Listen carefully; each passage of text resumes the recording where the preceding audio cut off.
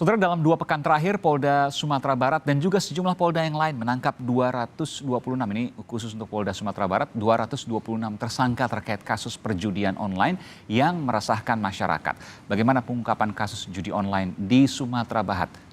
Kita bahas bersama Kapolda Sumatera Barat, Inspektur Jenderal Polisi Teddy Minahasa melalui sambungan telepon, dan ada juga Profesor Hipnu Nugroho, pakar hukum pidana dari Universitas Jenderal Sudirman.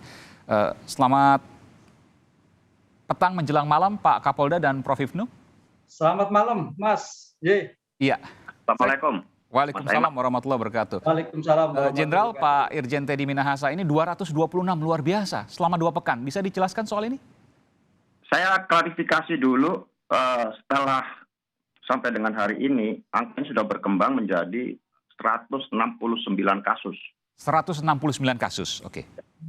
Dan jumlah tersangka yang sudah saya tahan 294 tersangka. Hampir 300 orang, luar biasa. Ini dalam 2 pekan ya? Ya, 2 pekan. Dan semuanya terkait dengan judi online? Judi online-nya sudah kita pilah 93 kasus. Ya. Kemudian yang offline 76 kasus.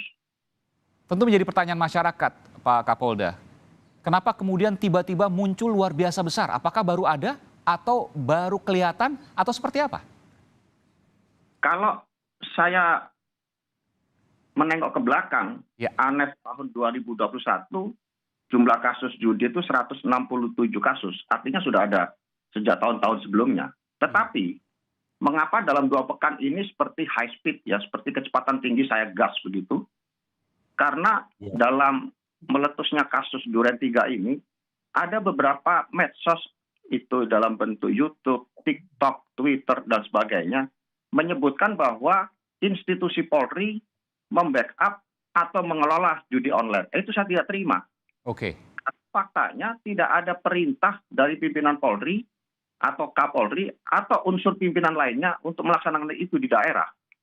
Sehingga saya tergugah untuk membuktikan kepada publik yang telah menyuarakan itu bahwa institusi membackup judi online dan sebagainya itu tidak benar.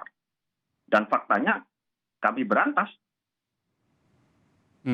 Kalau kemudian ada pertanyaan begini, setahun 167 kasus, saat ini dalam 2 pekan melebihi dari setahun 2021 kemarin. Ini tentu pertanyaan, kenapa kemudian bisa dalam 2 pekan ini luar biasa? Apakah kemarin itu sempat ada tekanan misalnya oleh oknum-oknum tertentu ya, bukan institusi?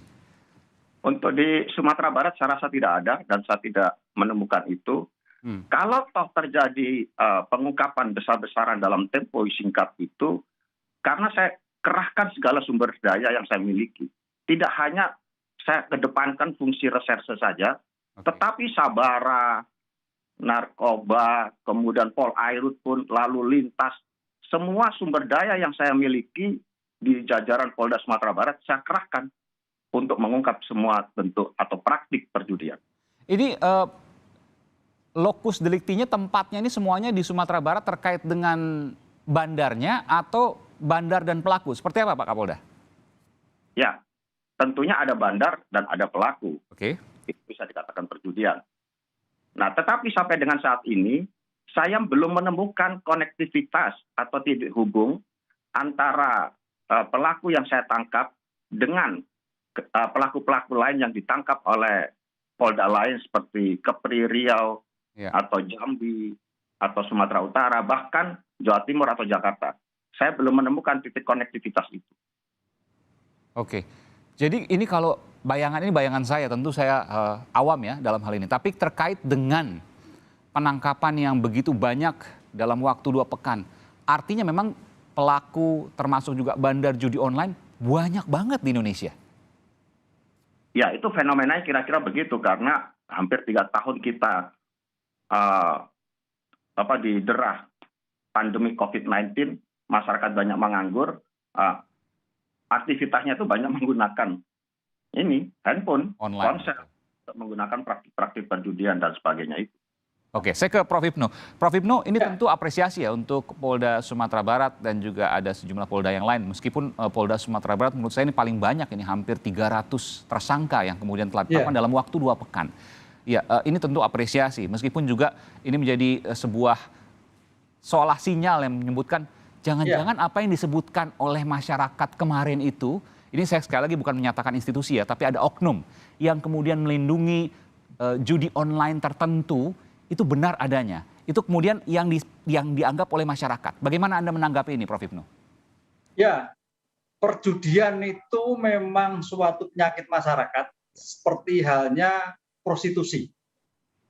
Dan perjudian itu selalu ada. Makanya dalam hal ini peran penegak hukum, peran penyidik Polri harus seoptimal mungkin dan pemberantasannya adalah masif. Karena apa? Di dalam perjudian itu teorinya adalah suatu bentuk permainan uang secara untung-untungan, ya, secara untung-untungan oleh pelaku.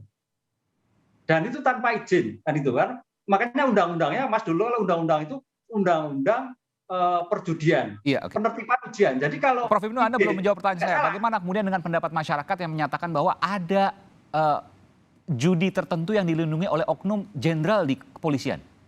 Ya, dalam konteks ini pendapat masyarakat tidak salah. Tidak salah. Karena dalam teori pemberantasan, teori efektivitas, ya, suatu penegakan hukum akan efektif adalah tergantung penegak hukumnya dan tergantung budaya masyarakatnya. Sehingga budaya masyarakat sekarang yang begitu terbuka, mungkin bisa menceliak, loh, kenapa kok tidak pernah ketemu? Ada apa? Ada apa masalah? Pertanyaan-pertanyaan jumlahnya kecil gitu ya? Seperti itu. Sehingga dalam teori itu sudah terjelas bahwa hukum adalah sebagai tool social engineering. Jadi sebagai alat yang kadang-kadang naik, kadang-kadang turun, gitu, Mas. Inilah yang menjadikan peran hukum sebagai tanda petik. Ya. Tanda petik, gitu, Mas. Ya. Ini yang agak saya nggak bisa menyampaikan. Pak Teddy, tanda petik. iya betul. Ini mau disampaikan. Pak Teddy, ini tentu disampaikan juga, ya tidak salah. Meskipun juga kita harus apresiasi. Ini menunjukkan bahwa kalaupun ada banyak kemudian sosok-sosok seperti Pak Irjen Teddy Minahasa ini yang luar biasa, yang kemudian bisa membongkar luar biasa, selama 2 pekan ada hampir 300. Bahwa kemarin, 2021 juga ada jumlahnya tapi jauh lebih kecil dibanding sekarang, karena sekarang 2 minggu, kemarin setahun.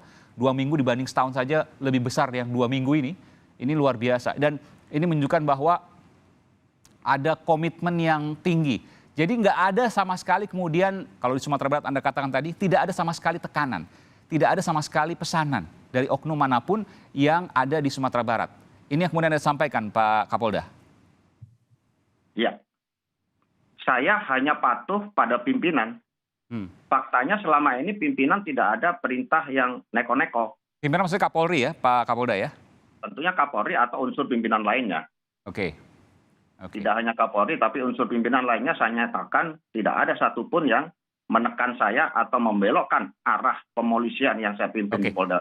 Pak, saya ajak Bapak untuk buka-bukaan deh sekarang, Pak. Oke, kalau pimpinan memang nggak ada, tapi ketika mungkin ada satu waktu misalnya ingin menangkap judi online tertentu, lalu ada mungkin yang seleting Bapak misalnya, bukan angkatan ya, tapi misalnya sesama bintang 2 atau yang lain atau oknum yang lain gitu ya, mengatakan bahwa jangan ini titipan Bapak Jenderal ini misalnya. Ada nggak seperti itu, Pak? Saya rasa mereka juga berpikir kalau mau mengatakan itu kepada saya. Oke. Tapi pernah ada, Pak? Tidak pernah ada, dan saya yakin nggak akan berani. Karena saya tidak bisa setir-setir model begitu. Oke, baik.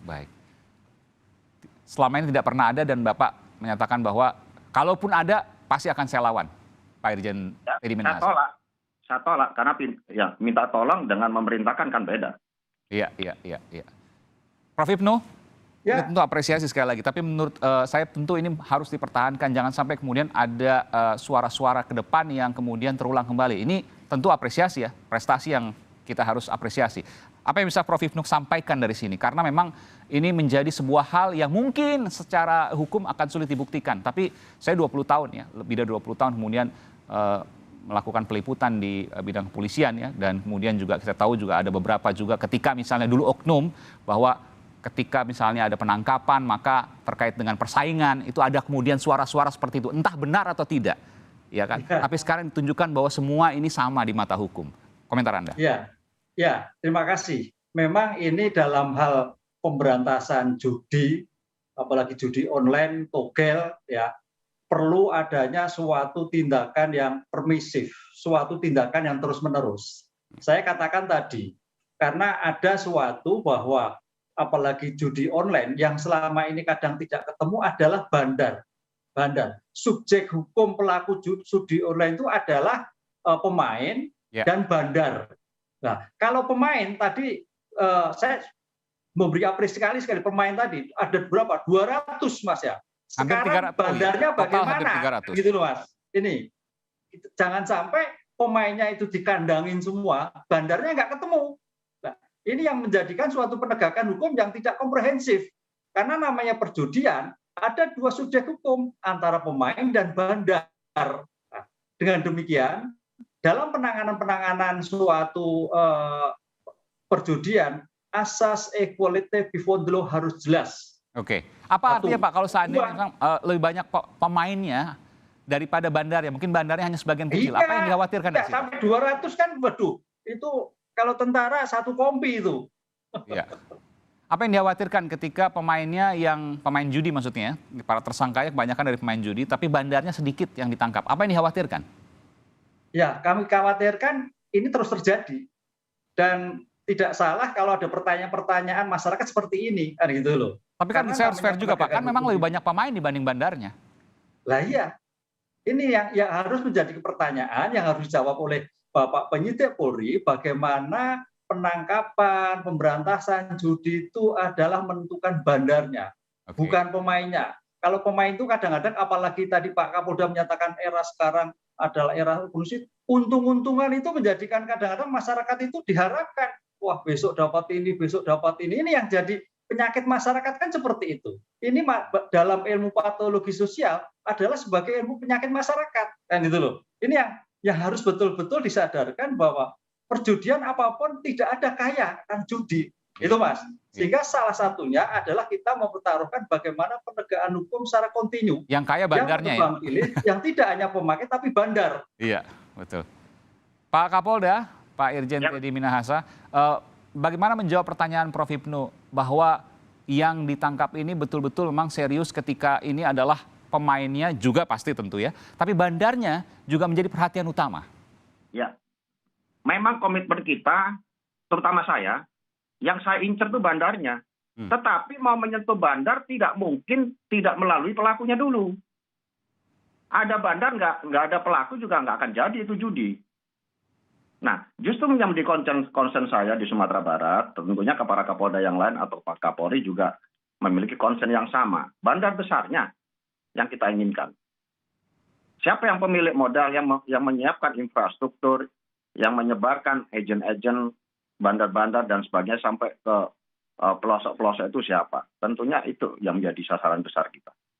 Ada berapa bandar yang sudah ditangkap Pak dari 297 tersangka ini?